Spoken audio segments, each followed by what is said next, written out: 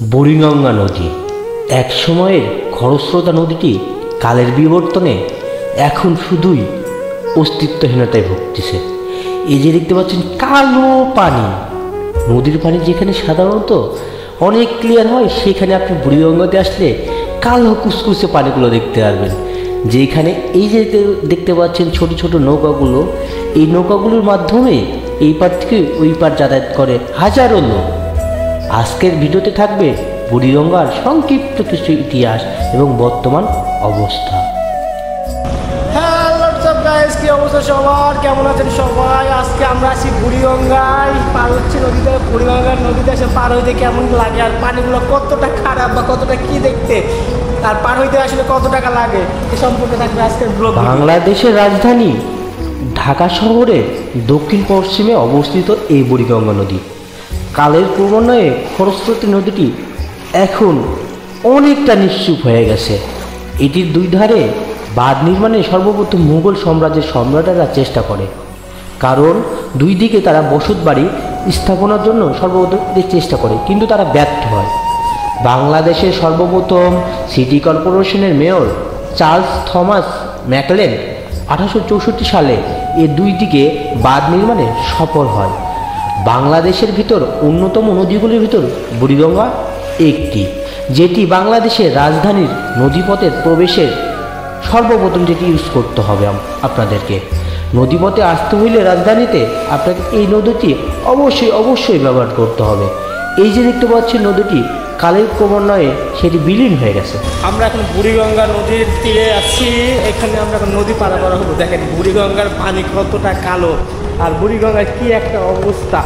এই যে দেখেন কত ময়লা, এগুলো কিন্তু পানি যাচ্ছে, তো ময়লা একবারে সেই কি পানি একটা দেখেন। আর এই যে দেখেন কি ময়লা পানি, একবারে ময়লা পানি। এইদিকে এই যে দেখেন কতগুলো নৌকাতে ভর্তি। বুড়িগঙ্গা পানি মানে হলো কালো কুচকুচে পানি, পচা পানি, একবারে নষ্ট পানি, বুঝছেন? এই যে দেখেন ড্রেনের পানি চলে আসতেছে, মনে হচ্ছে কেরাসিনের মতন অবস্থা। এই যে দেখেন কি একটা অবস্থা পানি। তো বুড়িগঙ্গার অবস্থা খুবই খারাপ ভাই, খুবই করুণ অবস্থা। আমরা নদী পারাপার হবো, নদী পারাপার হওয়ার জন্য চলে আসছি। বুড়িগঙ্গার নদী পারাপারের জন্য আমরা এখন নৌকাতে উঠবো। এই যে দেখেন বুড়িগঙ্গার পানি, কালো কুচকুচে পানি, কি একটা অবস্থা পানির। আর এই যে দেখেন নৌকা ছেড়ে দিল।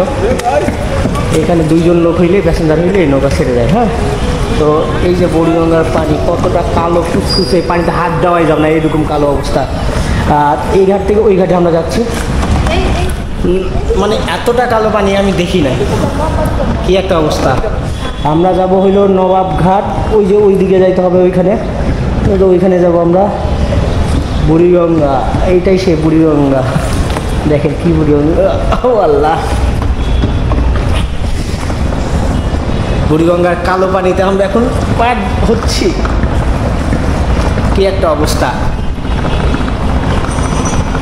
বুড়িগঙ্গা নদীর পানিটা এখন এতটা কালো বা এতটা ব্যবহারের উপযোগী হয়ে গেছে যে বলা যায় না। ওই যে দেখতে পাচ্ছেন পোস্তগোলা ব্রিজ, যেটা বাংলাদেশের ভিতরে ব্রিজেরগুলোর ভিতরে অন্যতম একটা ব্যস্ত ব্রিজ।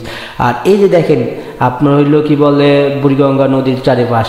আর বলতে বলতে আমরা কিন্তু প্রায় কাছাকাছি চলে আসছি। এইখানে পারাপার হইতে পারে 5 মিনিট হাইস্ট হলে সময় লাগে। আমরা চলে আসছি আমাদের গন্তব্যস্থল বা ঘাটে। এই যে দেখতে পাচ্ছেন এইখানে ঘাটে হাজার হাজার নৌকা, অসুবিধা নেই, নৌকা কিন্তু অনেক থাকে, এই পারে নৌকা ওই পারে নৌকা। আপনি চাইলে এখানে রিজার্ভ করেও ঘুরে বেড়াইতে পারেন, সেক্ষেত্রে আপনাকে একটু বেশি টাকা দিতে হবে। আর যদি আপনি চান তো একাই করতে